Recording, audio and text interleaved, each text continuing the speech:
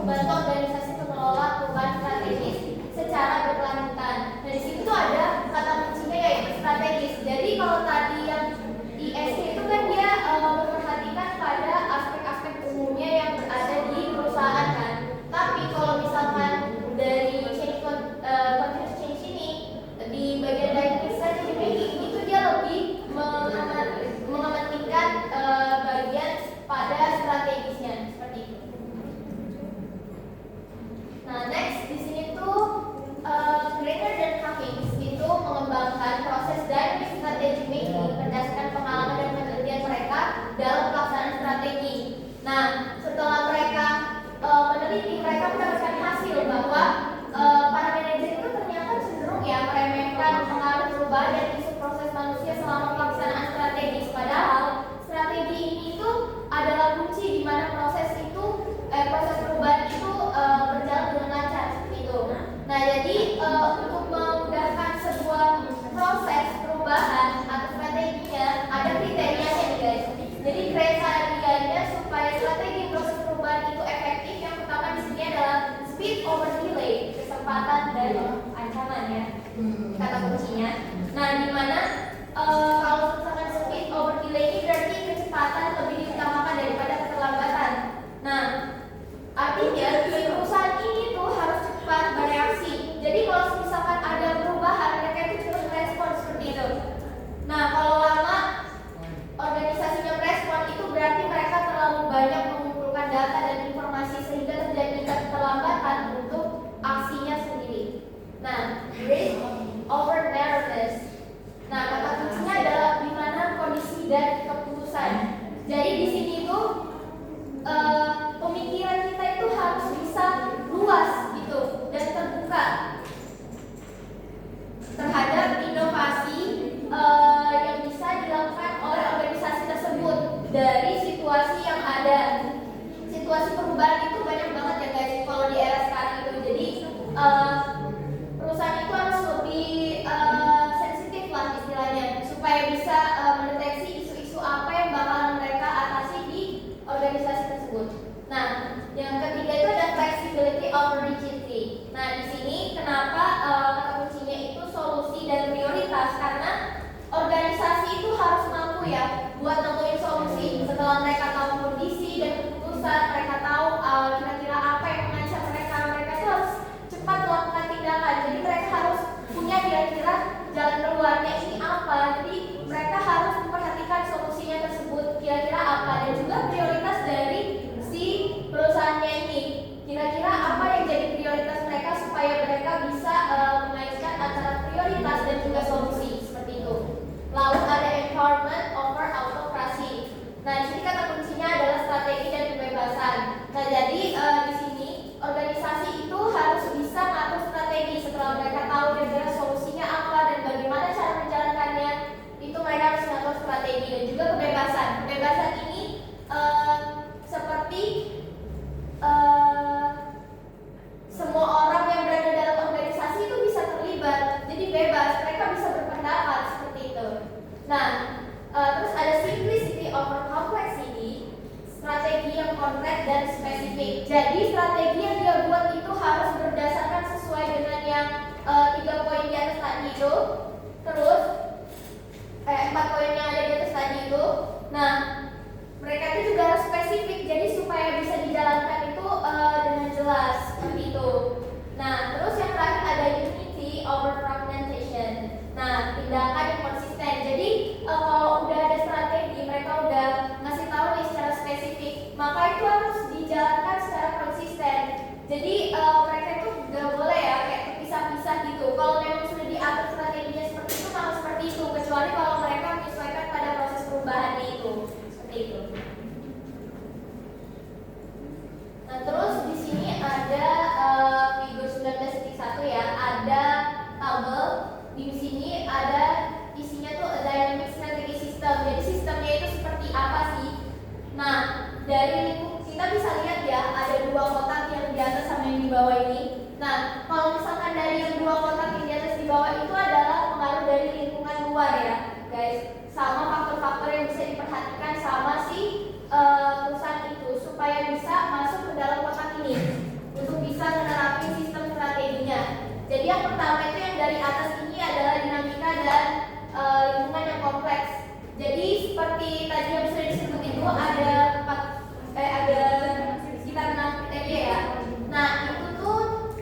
dia harus bisa melihat keadaan lingkungan sekitar organisasi tersebut itu seperti apa. Lalu mereka juga harus mempertimbangkan evolving resource and capabilities atau kapabilitas kemampuan si perusahaan tersebut dan juga sumber daya yang mereka miliki. Apakah kira-kira itu cukup ya? Baru masuk.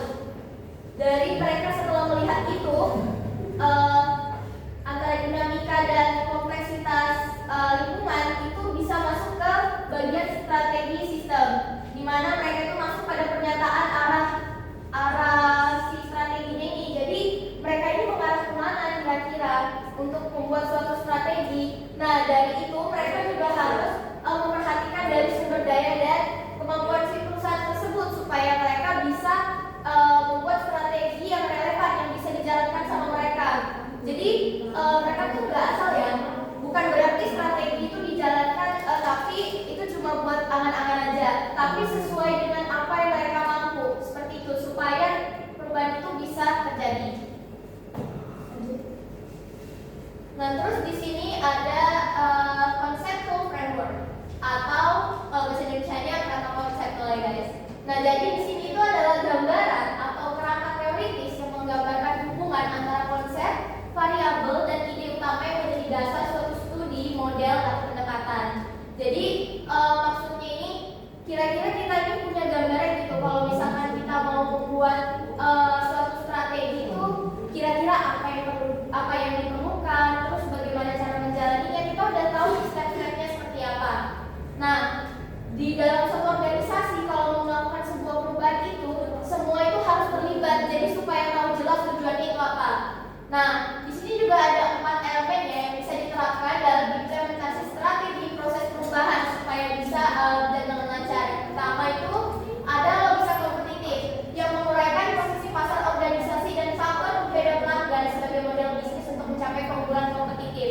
Nah maksudnya itu di sini proporsi atau gambaran tentang cara suatu organisasi itu bisa bersaing. Jadi seperti apa? Misalkan dia sebuah perusahaan ini punya produk nih, maka mereka itu harus menonjolkan keunggulannya itu kira-kira apa yang buat si konsumer ini harus pilih produk mereka. Jadi mereka bersaing di pasar luas seperti itu. Terus yang kedua itu ada goals, yaitu tujuan keuangan dan tujuan penyemangat yang mengarahkan dan menginspirasi tindakan anggota. Nah, jadi di goals ini tuh mereka itu harus bersatu untuk bisa mencapai strategi ini supaya bisa strateginya ini dijalankan dengan benar lah. Terus mereka itu menggerakkan pekerja. Nah, apalagi kalau misalkan ada yang punya perbedaan nih. Contohnya itu kayak ada yang punya pendapat kalau misalkan nanti kalau misalkan strategi ini dijalanin kayak gini pasti hasilnya gak bakalan bagus deh. Nah itu mereka harus dirangkul supaya tujuannya itu jelas. Jadi strategi yang dijalankan itu bisa diterima dengan baik oleh karyawan-karyawannya ataupun yang berada di dalam organisasi tersebut. Nah yang ketiga itu ada organizations, desain organisasi yang mengatur dan menghubungkan anggota dengan aktivitas kerja satu sama lain dan nilai-nilai inti organisasi. Jadi kalau memang si organisasinya ini mau berubah, mereka udah ngebujuk semua karyawannya. Nah, mereka ini harus punya rancangan formal gitu supaya bisa selaras. Jadi semuanya tahu gitu berdasarkan dari nilai-nilainya si perusahaan tersebut, menyesuaikan pada budayanya juga ataupun perubahan pada budayanya supaya bisa menyelaraskan si strategi ini. Jadi strategi itu bisa berjalan dengan lancar. Terus mengontrol aktivitas kerjanya juga ya, menyesuaikan pada langkah-langkah yang sudah ditentukan seperti itu. Lalu ada action plan, di mana rencana tindakannya merinci inisiatif strategis dan langkah-langkah spesifik yang diperlukan untuk mengimplementasikan sistem strategis tersebut. Jadi tadi itu gak cuma dari sistem organisasinya aja yang juga menerima dan mereka udah punya rancangannya, tapi mereka tuh juga harus beraksi untuk menjalankan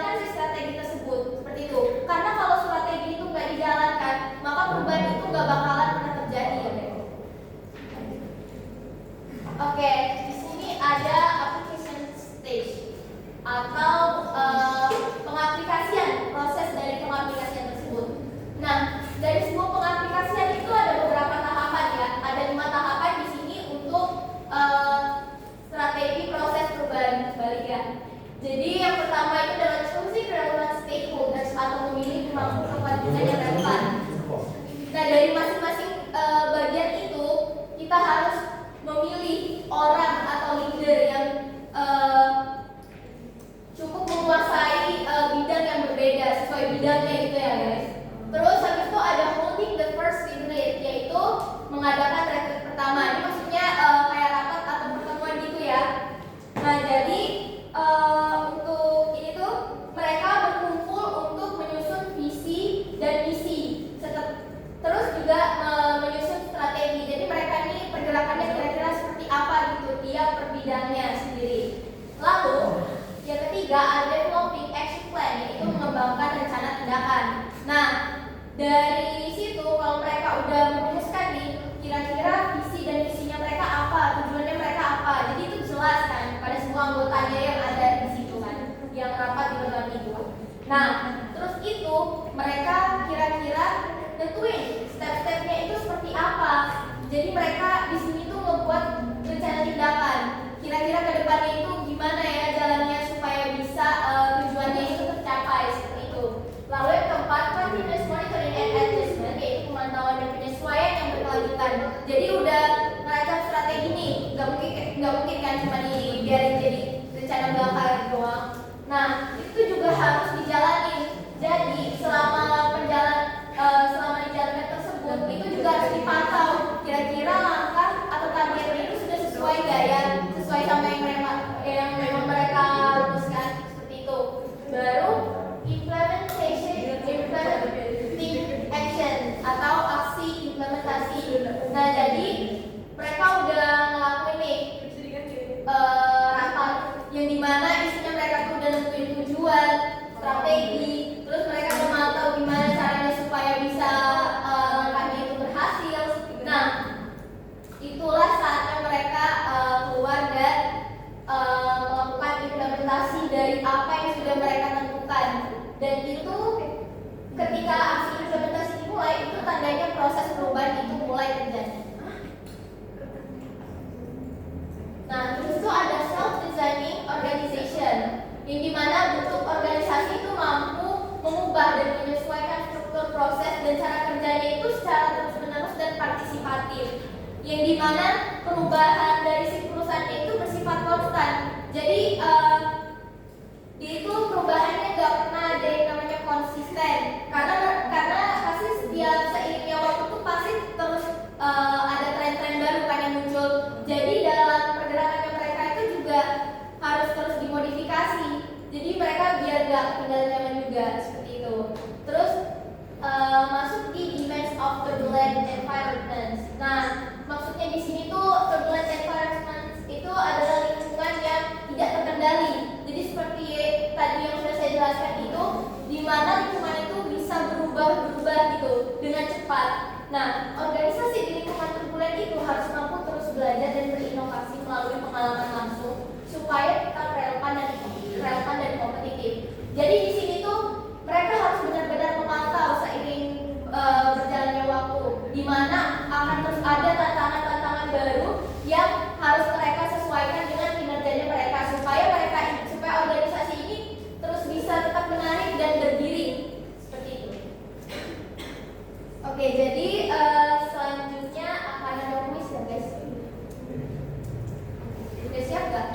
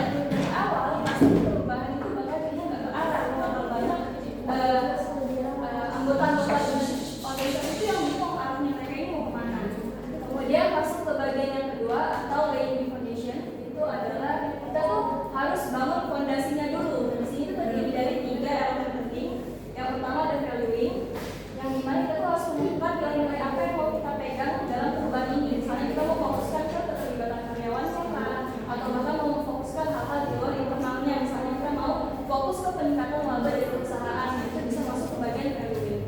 Terus kita masuk ke bagian acquiring knowledge, yaitu mengakuisisi pengetahuan, di mana di sini tim-tim organisasi itu belajar, mereka itu dari ilmu yang relevan dan juga belajar dari organisasi-organisasi luar yang kemudian diterapkan ke organisasi mereka sendiri. Kemudian selanjutnya kita masuk ke bagian diagnosing. Diagnosing itu istilahnya kayak cek kesehatan gitu loh.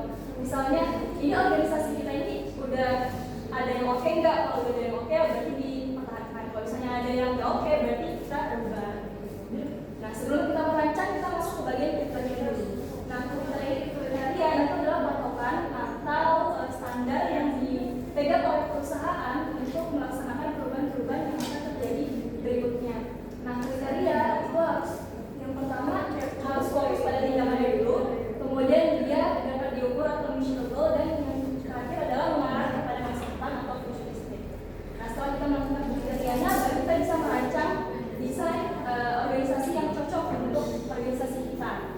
Kemudian setelah kita merancang, kita masuk ke bagian yang terakhir yaitu implementation and assessment, di mana kita mengimplementasikan desain yang sudah kita rancang sebelumnya, kemudian melakukan evaluasi. Nah di sini itu ada feedback loop yang menandakan bahwa kita tuh bisa mengevaluasi dari sisi desainnya, dari sisi fondasinya, atau bahkan ke sisi strateginya jikalau misalnya ada kendala atau problem-problem yang kita alami setelah mengimplementasikan tim desain yang kita rancang. Nah next kita masuk ke bagian learning organizations. Jadi what is organization learning? Jadi organization learning atau OL itu adalah proses di mana suatu organisasi secara berkelanjutan meningkatkan kemampuan dan kinerjanya melalui perolehan, pengembangan, dan penerapan pengetahuan baru. Nah, jadi OL ini bukan cuma sekedar sistem atau struktur, tapi soal budaya dan prinsip dalam organisasi. Jadi itu enggak cuma bicara soal sistem organisasinya, tapi itu gimana biar individu yang ada dalam organisasi itu bisa mikir, mereka itu punya pikiran mereka sendiri.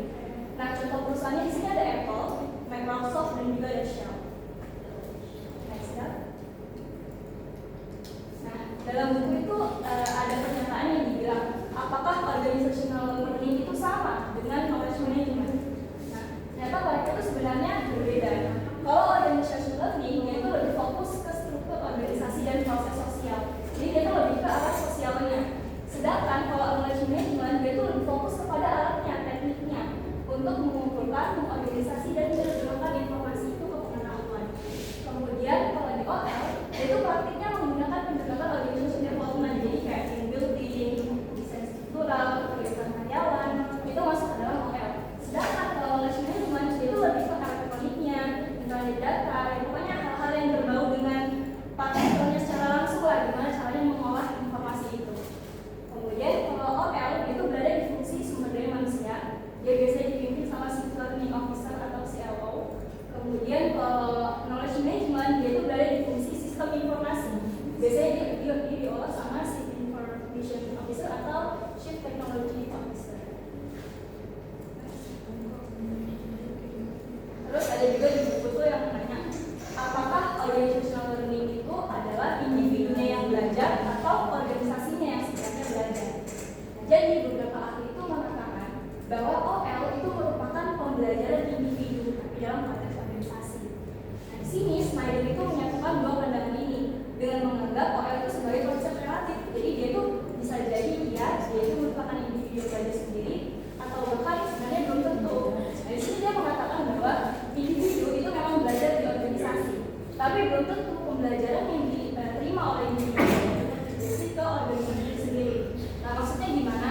Misalnya ada karyawan yang kerja di restoran. Misalnya karyawan itu tuh jago plating makanan kayak gitu kan. Dia tuh jago plating makanan itu karena apa? Karena dia belajar sendiri. Karena dia lihat video di YouTube. Itu kan berarti dia memiliki skillnya itu sendiri kan. Dia nggak nge-share ke karyawan yang lainnya. Jadi kalau misalnya si karyawan yang keluar dari perusahaan tersebut yang kehilangan pembelajaran itu adalah organisasinya, bukan si individu itu sendiri. Kemudian suatu pembelajaran bisa disebut organisasi kalau yang pertama dilakukan untuk mencapai tujuan organisasi. Kemudian yang kedua dibagikan atau disebarkan ke anggota lain. Dan yang terakhir adalah hasil pembelajarannya itu tertanam dalam organisasi, misalnya kayak sistem, kemudian struktur dan lain-lain.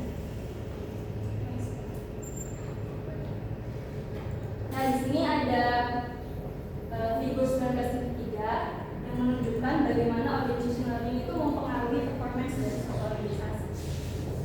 Di sini terbagi jadi dua, ada OL sama knowledge management yang tadi udah dijelasin. Nah, yang pertamanya kita harus masuk ke bagian organization characteristic, yang dimana di sini terdiri dari struktur yang membahas struktur dari organisasi itu gimana. Kemudian ada information system, cara organisasi mengelola informasi yang ada di dalam perusahaan itu seperti apa. Kemudian ada human resources practices, itu adalah gimana kompetensi dari orang-orang di dalam organisasinya. Kemudian ada culture dan leadership, itu tentang budaya, nilai-nilai, dan gaya kepemimpinan yang ada dalam organisasi tersebut.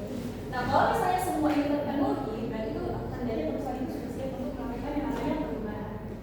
Nah, di sini kita masuk ke bagian organization learning process. Di sini adalah bagian core-nya atau inti dari OL ini sendiri. Yang pertama itu adalah discovery. Discovery itu menemukan gimana kita caranya bisa menemukan inovasi atau bahkan ide. Kemudian setelah discovery kita melakukan yang namanya invention. Nah, invention ini adalah menemukan solusi atau bahkan ide dari inovasi yang sudah terpikirkan sebelumnya di bagian discovery. Kemudian masuk ke bagian production. Nah, production ini adalah waktunya kita mengimplementasikan ide kita ke bentuk praktik nyata atau kerja nyatanya seperti apa. Kemudian masuk ke bagian generalization, yaitu gimana caranya kita tuh bisa menyebarkan informasi ataupun ilmu-ilmu yang sudah kita dapatkan sebelumnya.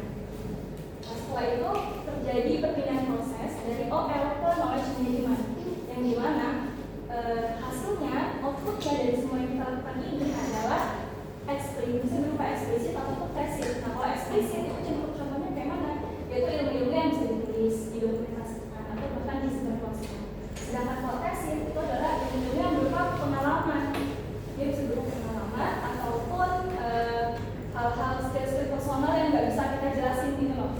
Kayak misalnya orang naik sepeda, kita kan kayak nggak tahu gitu cara naik sepeda itu kayak nggak diajarin skill-skill cara naik sepeda itu kayak gimana. Tapi dia tuh dengan ajaibnya kadang tuh bisa langsung naik sepeda sendiri gitu. Nah, kemudian segala informasi yang sudah kita dapat dari eksplisit dan tesis ini bisa digunakan perusahaan untuk merancang strategi kompetitif yang lebih solid lagi. Kemudian goalnya itu di mana, hasilnya itu di mana, di organization performance. Di mana kalau kita sudah menerapkan semua ini, berarti kinerja dari perusahaan kita itu bisa meningkat. Karena kita tuh menunjukkan, kalau kita mengikuti semua kami, berarti kita menunjukkan bahwa organisasi kita itu adalah organisasi yang selalu mau belajar. Nah, kalau sesuatu yang mau belajar itu kan dia berarti selalu mau bertumbuh dan selalu mau meningkatkan organisasi itu sendiri. Nah, tadi kan sudah ada beberapa tahap-tahap ya, ada proses-proses dari discovery, kemudian invention, production, sampai yang terakhir itu ada generalize. Nah, di sini kita akan masuk ke dalam 3 level of learning atau 3 level pembelajaran. Di mana di sini terdiri dari single learning, double learning, dan juga triple learning. Nah, single learning itu dihasilkan dari results ke actions. Jadi kalau misalnya kita sudah menghasilkan suatu hasil nih dari proses yang sudah kita lakukan, itu kan pasti bakal banyak hambatan-hambatan yang terjadi atau masalah-masalah yang terjadi. Nah, kira-kira dari masalah-masalah yang terjadi itu apa ya? Bagaimana reaksi kita terhadap masalah tersebut? Nah, di sini kalau di single learning dia tuh bersifat reaktif. Jadi dia tuh langsung memberikan action ketika terjadi yang namanya masalah. Misalnya masalahnya itu target penjualannya itu nggak mencapai titik target yang dimau. Jadi manajer tuh langsung ngasih aksi kalau berarti kita harus buat strategi marketingnya ini sedikit gitu. Itu kalau single learning dia lebih reaktif gitu, langsung beraksi. Sedangkan kalau double learning itu dia dari masalah itu mengkritisi kira-kira kenapa sih ini terjadi, penyebabnya itu apa. Nah, dari masalah yang mereka kritisi itu mereka bisa mengubah yang namanya practices. Kemudian mereka juga bisa mengubah norma, bahkan mereka bisa mengubah kebijakan dari apa yang sudah mereka hadapi atau masalah apa yang sedang datang. Nah, tadi kan kalau misalnya contoh kasusnya kan target penjualannya itu nggak terpenuhi ya. Kalau yang di bagian single learning tadi, si manajernya langsung masih suruh ubah strategi. Nah, kalau di sini si manajernya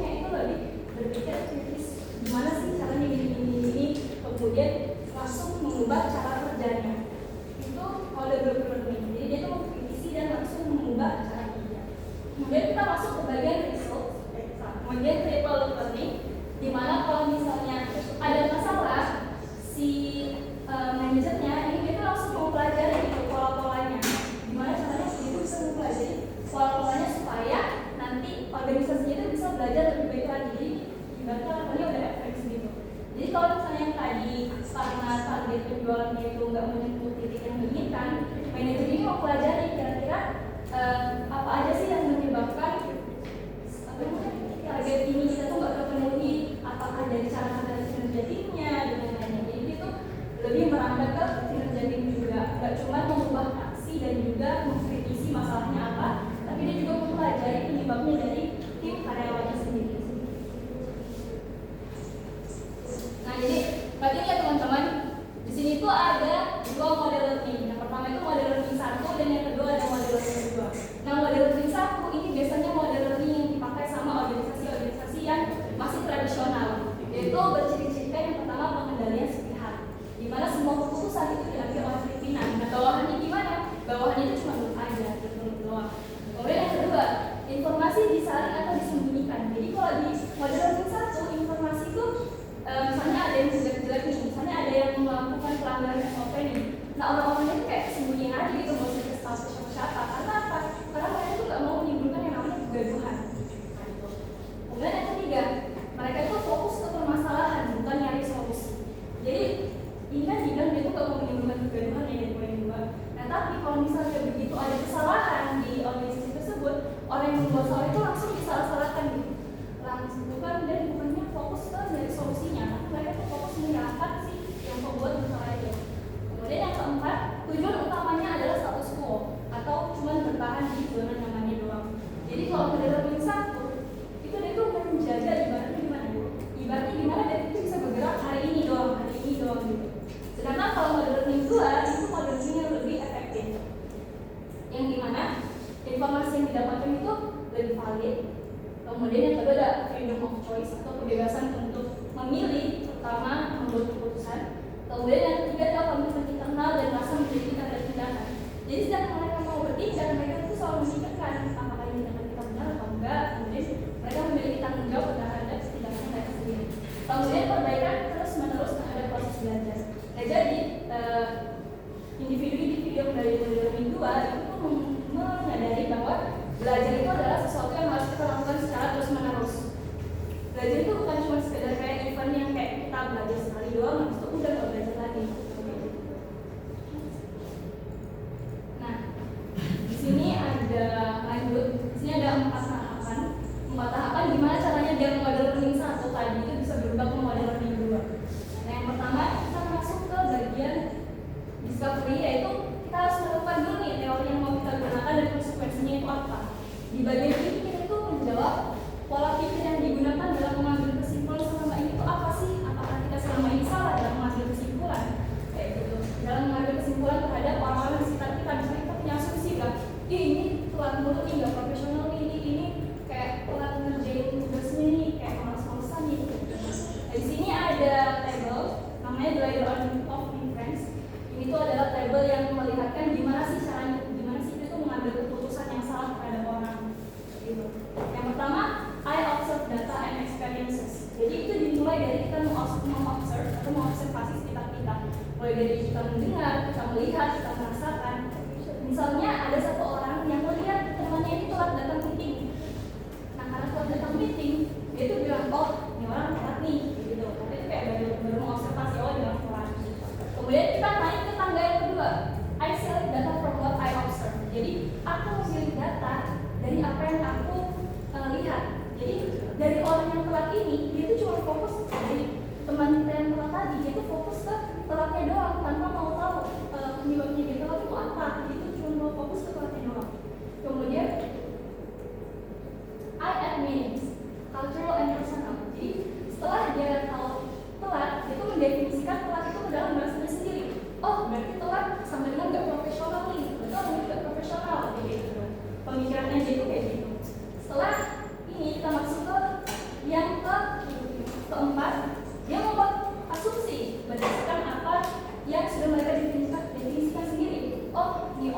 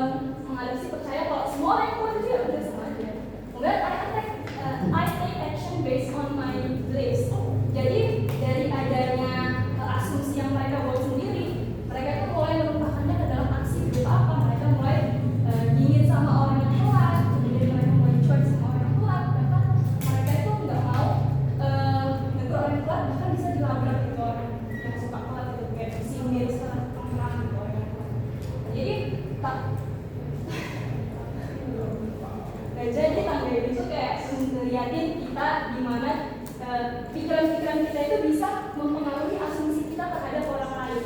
Nah, caranya biar kita nggak membuat asumsi kita sendiri itu adalah dengan turun satu tangga dan kita observe apakah ini kita udah benar nggak sih kita itu menilai orang itu seperti ini, udah betul nggak sih orang itu berperilaku seperti ini, apa penyebabnya. Jadi kita harus melihat itu sebelum kita naik ke tangga-tangga yang sesuai dengan asumsi kita sendiri. Nah, pada bagian ini anggota tuh harus menyadari asumsi dan kebiasaan lama apa aja sih yang mungkin sudah tidak cocok atau relevan. Nah, caranya bisa pakai tangga inversi. Mulai masuk bagian kedua, yaitu menemukan serta menghasilkan teori yang lebih efektif. Nah, pada bagian ini anggota itu udah menyadari dan udah mulai memikirkan untuk mencari cara atau teori yang lebih efektif. Nah, contohnya kalau misalnya tadi model learning 1 kan dia sifatnya lebih ke otoriter ya, dia itu nggak biarin bawahannya untuk berekspresi dan sebagainya macamnya. Nah, cara mengubahnya dia dari model learning 1 ke model learning 2 itu gimana ya? Contohnya dengan menerapkan lain-lain dalam model learning 2. Kayak yang tadi kebebasannya lebih dibebaskan untuk berpendapat dan memilih, kemudian lebih dibebaskan lagi untuk penyerapan informasi dan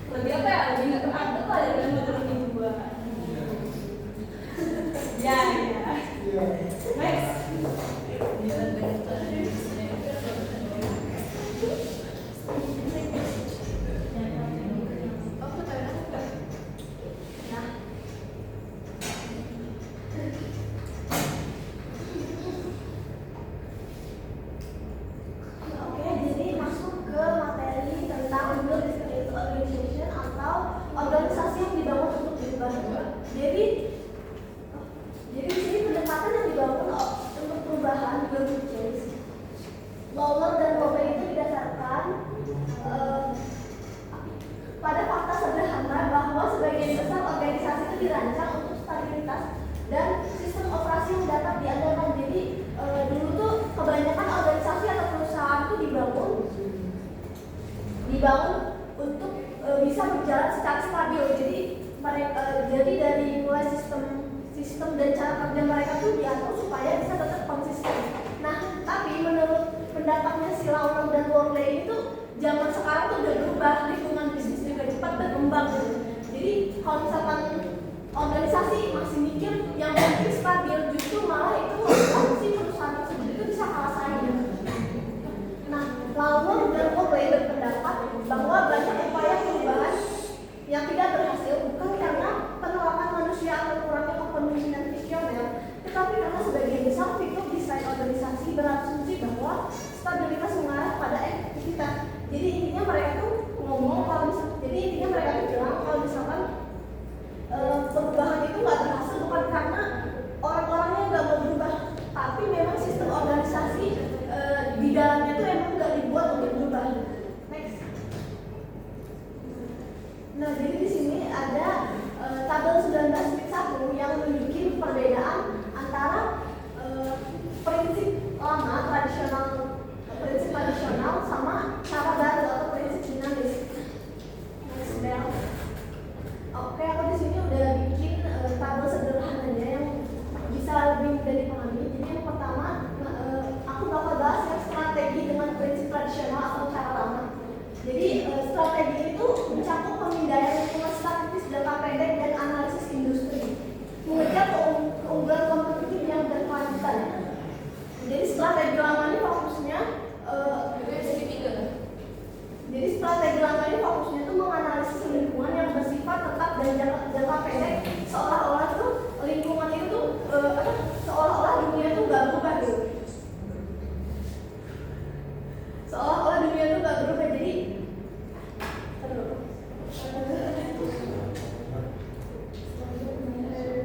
Jadi walaupun mereka mikir dunia itu cepet ya berubahnya, tapi dari cara mereka ngambil keputusan dan buat rencana tuh seolah-olah dunia itu bakal tetap stabil. Jadi kondisi yang sekarang itu bakal tetap sama di masa depan. Jadi mereka itu fokusnya nyari satu keunggulan besar, tapi butuh waktu yang lama, yang malah membuat si organisasi itu sulit beradaptasi dengan perubahan. Terus kalau misalkan strategi dengan prinsip dinamis ini atau strategi dengan cara baru ini tuh organisasi itu lebih paham kalau misalkan keunggulan kompetitif itu bisa aja nggak bertahan lama. Kenapa? Karena mereka sadar kalau misalkan keunggulan kompetitif yang sekarang itu bisa aja nggak bertahan lama karena dunia itu, karena kita nggak tahu hal apa yang bakal terjadi ke depannya. Jadi mereka itu fokusnya ngejar keuntungan kecil, tapi didapatkan dengan waktu yang cepat gitu. Jadi prinsip dinamis ini tuh fokusnya bukan cuma menjaga strategi yang sekarang, tapi mereka juga mikirin strategi baru untuk kedepannya. Lalu desain dengan prinsip tradisional itu fokus pada efisiensi daripada aktivitas. Jadi desain organisasi zaman dulu tuh mikir sistem kerja dan proses SDM itu sesuatu yang menetap gitu, jangan berubah. Jadi fokus mereka itu pada efisiensi, gimana caranya mereka itu melakukan hal yang cepat dan hemat. Nah, karena si organisasi itu terlalu fokus pada efisiensi, malah ngebikin si organisasi itu sulit untuk beradaptasi dengan lingkungan luar yang suatu saat itu bisa berubah. Kalau desain dengan prinsip dinamis ini tuh fokusnya pada efektivitas daripada efisiensi. Jadi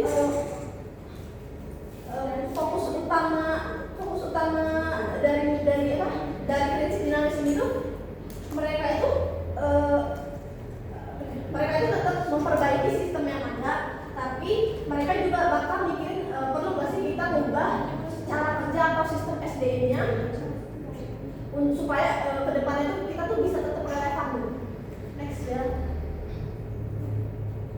Belum. Oke, jadi dari dua prinsip dinamis jadi dari dua perbedaan prinsip tradisional dan prinsip dinamis itu nunjukin perubahan pola pikir dari yang tadinya itu bertahan harus bisa beradaptasi secara terus menerus. Nah, jadi kita masuk ke tahapan aplikasi build to change. Jadi Lauber dan Moore itu menekankan bahwa tidak semua organisasi harus berubah total dari build to change, tapi banyak organisasi bisa mengambil manfaat dari prinsip-prinsip build to change, terutama untuk organisasi yang kesulitan beradaptasi dengan perubahan yang kompleks dan lingkungan yang cepat berubah. Jadi intinya tuh mereka bilang kalau misalkan organisasi itu nggak harus merombak total untuk jadi build to change, tapi mereka tuh bisa ngambil bagian-bagian dari build to change yang membantu organisasi itu siap menghadapi perubahan ke depannya. Nah, untuk organisasi yang merasa kesulitan dalam beradaptasi dengan perubahan, ada 3 langkah yang dapat membantu transisi ke organisasi build to change. Yang pertama ada ubah budaya menjadi fasilitator perubahan. Nah, apa itu budaya organisasi? Jadi budaya itu seperti karakter organisasi mulai dari nilai, kebiasaan, dan cara berpikir yang dianut dalam semua orang di dalamnya. Budaya ini tuh ngarahin gimana cara orang berpikir, ngambil keputusan, dan juga cara mereka tuh bertindak di dalamnya. Budaya itu susah diubah karena emang sudah terbentuk dari lama dan jadi kebiasaan. Nah, budaya dalam banyak organisasi yang menggunakan prinsip yang dirancang secara tradisional itu cenderung mendukung stabilitas bukan perubahan, sehingga membuat perubahan itu menjadi sulit. Kenapa membuat perubahan menjadi sulit? Ya karena budaya yang ada di dalamnya itu nggak mendukung adanya perubahan. Terus solusinya gimana ya? Solusinya revisi budaya. Jadi organisasi itu harus melibatkan sesi interaktif, di mana semua pihak yang berkepentingan seperti pemimpin dan karyawan diajak buat diskusi terbuka soal nilai-nilai dan kebiasaan organisasi saat itu. Apakah budaya yang dijalani saat itu membantu mereka buat berubah atau malah justru menghambat? Nah, caranya itu gimana? Caranya itu kaitkan nilai-nilai atau norma baru dengan tekanan eksternal yang dihadapi organisasi sekarang. Jadi orang-orang itu bisa ngerti kalau misalkan kita juga harus berubah karena situasi di luar juga udah berubah. Next ya. Oke, yang kedua, mendefinisikan ulang komponen desain organisasi untuk fleksibilitas. Jadi setelah mengubah budaya, langkah selanjutnya itu organisasi perlu mengubah bentuk dan cara kerja internalnya supaya lebih fleksibel dan siap berubah. Nah, ini tuh mencakup struktur organisasi, sistem SDM, dan proses manajemennya. Di sini ada struktur organisasi. Jadi desain build to change itu menekankan struktur organisasi yang datar, ramping, dan fleksibel seperti struktur desain proses, struktur matris, dan struktur jaringan. Jadi ketiga struktur ini tuh membantu si organisasi itu lebih bisa menyesuaikan dengan perubahan. Kalau misalkan tiba-tiba ada perubahan, mereka tuh bisa analisis apa sih yang perlu dirubah. Jadi mereka nggak perlu mengubah secara keseluruhan dari ketiga struktur ini. Terus tujuan utama struktur build to change menurut Lauber dan Moore itu sebagai area permukaan maksimum. Area permukaan maksimum itu maksudnya sebanyak mungkin orang yang ada di dalam organisasi tersebut tuh harus ikut turun langsung ke lingkungan eksternal, kayak misalkan berinteraksi dengan pelanggan, masyarakat luas, pemerintah, dan pasar. Tujuannya apa? Tujuannya karena kalau misalkan si karyawan ini ikut terlibat langsung dengan lingkungan eksternal, kemungkinan besar si karyawan ini tuh mendukung adanya perubahan. Jadi mereka tuh bisa lebih paham sama kondisi di luar. Terus ada sistem SDM, sumber daya manusia, yang mencakup rekrutmen. Jadi organisasi ini nggak cuma ngandelin orang yang pintar, tapi juga mereka harus bisa mencari orang yang mau mencoba hal baru, terus yang suka tantangan gitu. Jadi mereka tuh mau terus berkembang. Terus ada kontrak kerja. Nah, kontrak kerja itu dari awal tuh pasti udah dikasih tahu kalau misalkan ada perubahan itu bagian dari pekerjaan. Jadi semisalkan tiba-tiba kita ada perubahan job desk atau kayak misalkan pindah tim, kita tuh jadi nggak kaget gitu. Terus ada deskripsi pekerjaan. Deskripsi pekerjaannya itu karyawan tuh didorong untuk jadi karyawan itu didorong untuk rutin meninjau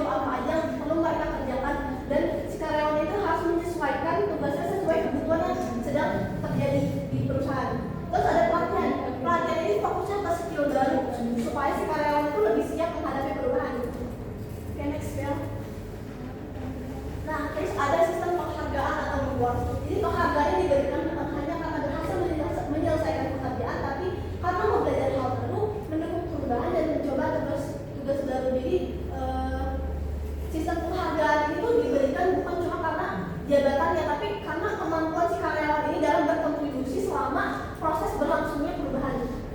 Terus ada proses manajemen. Dalam organisasi proses manajemen ini dipindahkan ke seluruh organisasi kemanapun dibutuhkan. Semua orang bisa dapat akses informasi yang up-to-date dan transparan yang memungkinkan organisasi untuk membuat keputusan yang tepat waktu dan relevan. Jadi proses manajemen ini tuh enggak cuma dilakukan sama pimpinan atasan doang, tapi seluruh organisasi juga bisa ikut terlibat, karena dengan begitu semua orang di organisasi itu tahu gitu apa aja yang sedang terjadi di dalam organisasi tersebut. Next. Oke, yang terakhir itu membangun kemampuan orkestrasi. Tahap ini membantu organisasi memanfaatkan fleksibilitas yang digabung dalam strategi dan desain organisasi. Nah, dalam menerapkan kemampuan perubahan ini ke dalam organisasi melibatkan 3 aktivitas terkait. Yang pertama, membangun keterampilan manajemen perubahan di seluruh organisasi.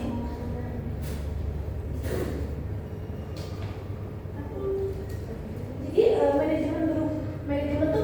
manajemen perubahan tuh dikembangkan secara luas di dalam organisasi dengan kita perjalanan orang-orang yang memiliki keterampilan atau yang emang udah jago di bidang manajemen perubahan. Terus buat tim fungsi khusus yang fokus pada efektivitas organisasi. Nah, tim fungsi khusus ini tuh semacam kayak tim khusus yang paham sama perencanaan strategi organisasinya, terus desain organisasi dan manajemen perubahan. Biasanya tim khusus ini tuh dikelola sama HR yang tugasnya itu ngebantu ngasih saran atau ngebantu proses perubahannya, terus juga memfasilitasi perencanaan perubahannya. Terus ada belajar sambil menjalankan perubahan.